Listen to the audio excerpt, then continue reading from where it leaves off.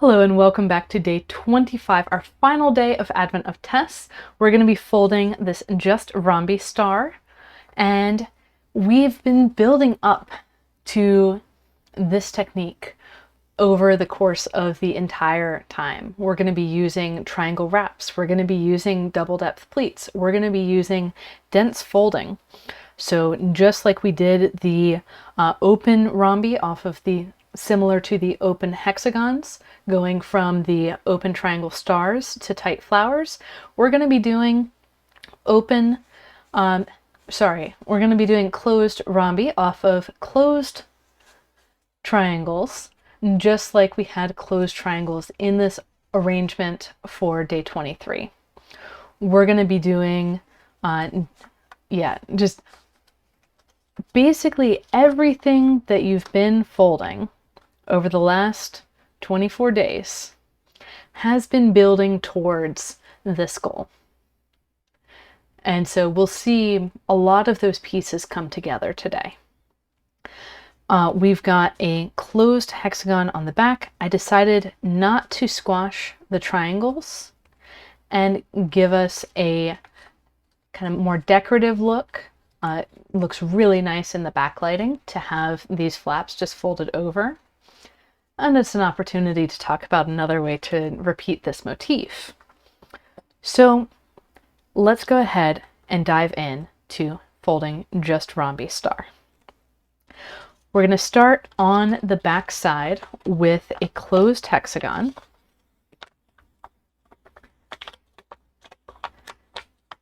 And you can see now why so many of the tessellations started with a closed hexagon, other than the fact that we're working on hexagonal paper, and that's just, what you do when you start on hexagonal paper. Especially with small grids, you don't have the space for the open hexagon, so we do closed. And we're going to grab it and twist it around and squash it, making sure that everything ended up where it was supposed to, and squash with the bone fold. Once we've got our hexagon, we're going to flip our paper over, and we're going to start putting our closed rhombi really closely around the center. So just like we've been doing for open triangle wheels, day 17, for sunflowers, day 23, we're going to have our valley right next to our folded mountain, and then our mountain one spacing further. Our through line is going to be coming from the hexagon twist, which puts our target, our central diamond, 1/2 on this side of the through line, 1/2 on the other side. So when I go to fold this, I want to make sure that I get my next diagonal pleat in first before I get everything else, because that one is kind of crunchier, it goes through stuff, or it has a pleat overlap, and we want to make sure that's in place before we squash our rhombus twist. Next up, we're going to continue clockwise, pulling out the pleat from under the existing rhombus. Again, our through line is going to be coming out from that central hexagon, and our central diamond is going to be these blocks on either side of that through line. Now, it can be really tempting, excuse me, to act like we're going to fold a closed triangle here. But what we actually need is the pleat off of the central diamond to go back that way. So it's making an X, not a crow's foot. Excuse me. So when we have the pleat going back that way, this is going to make the favorable conditions to pop.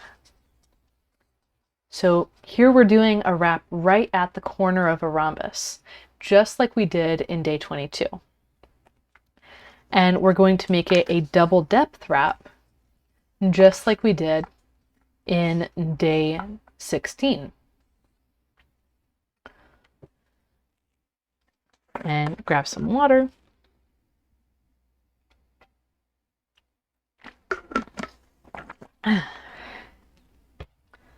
So I like to fold these rhombi one at a time until we get around towards the end. And this means I've got lots of dense layers right here. And this one is a normal pleat coming out. And then I've got this double depth. So 2 spacings between the mountain and the valley, with the wrap sitting at the bottom. And then I'll squash this one and move on to the next one, which I'll again pull out from under the rhombus, set up the central diamond before I do anything else, pinch the through line, and I'm going to pop. So I've got this pleat from the previous rhombus. My central diamond, the mountain, is going back into the previous rhombus. I'm going to pop my pleat from the previous rhombus down to make a double depth wrap and continue on around.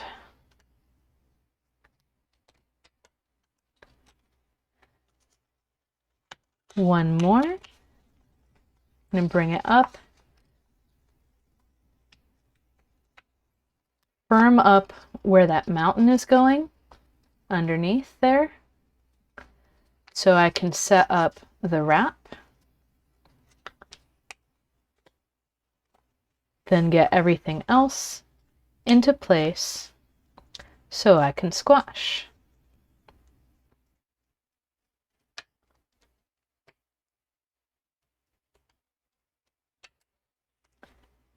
This next one, we're getting into stranger territory, because what I'm doing is I'm opening this pleat overlap so I can set up the new twist, set it up all the way, and if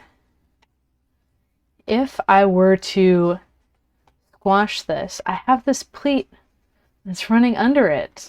That's not going to go well. I could squash it in the air. That is an option. And so I'm going to go ahead and do that just so we don't lose it when we go to put in the next twist. So I'm being very careful, and this is not flat. I'm only letting it go just so far. Okay, so once I've got this, I know that the valley of my new rhombus is going to come straight out from that central hexagon hole, just like we saw in day 17 and day 23. And so I'm going to pop my mountain from my first rhombus down at the valley, let the valley continue through to meet the valley from the first rhombus. These then go out together to the edge of the paper after a 3-way intersection. And then I find my central diamond, I let the mountain from that carry back into the neighboring rhombus, set up the wrap on that side, and then I remember these are double depth wraps. So I'm not going to have a valley right here. The valley is going to be down 2 away from the mountain,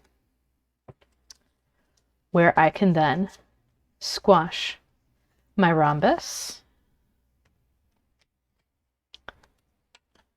and have a full star of Just Rhombi. And I'm going to go around and smooth out some of the pleats that look a little bit perturbed here. Then flip over to the back side, and I decided to finish this one by folding a valley fold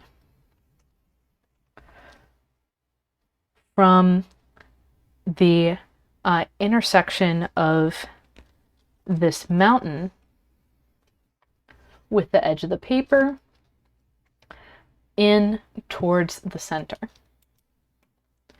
So I'm going to take this flap and basically lock the pleat.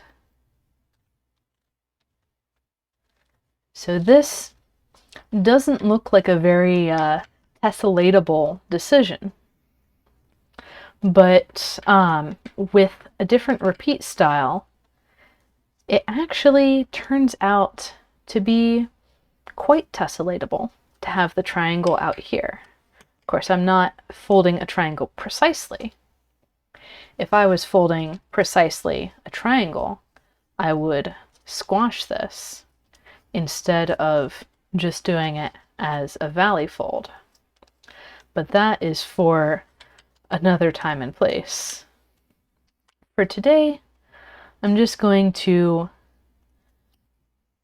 bring these peaks over to lock the pleat in place so this behaves nicely as a decorative star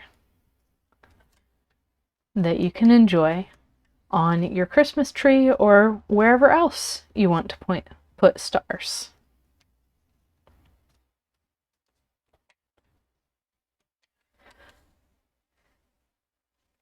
And there we have it. We've got all 6 points,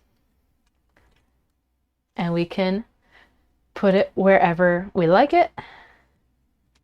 We have our Just Rhombi Star. So if I was to fold this on another grid with more density, with more repeats, let's say, I have many choices. And I'm going to outline 3 different choices that we have here. The first choice is to treat these rhombi as positions of 2-fold rotational symmetry.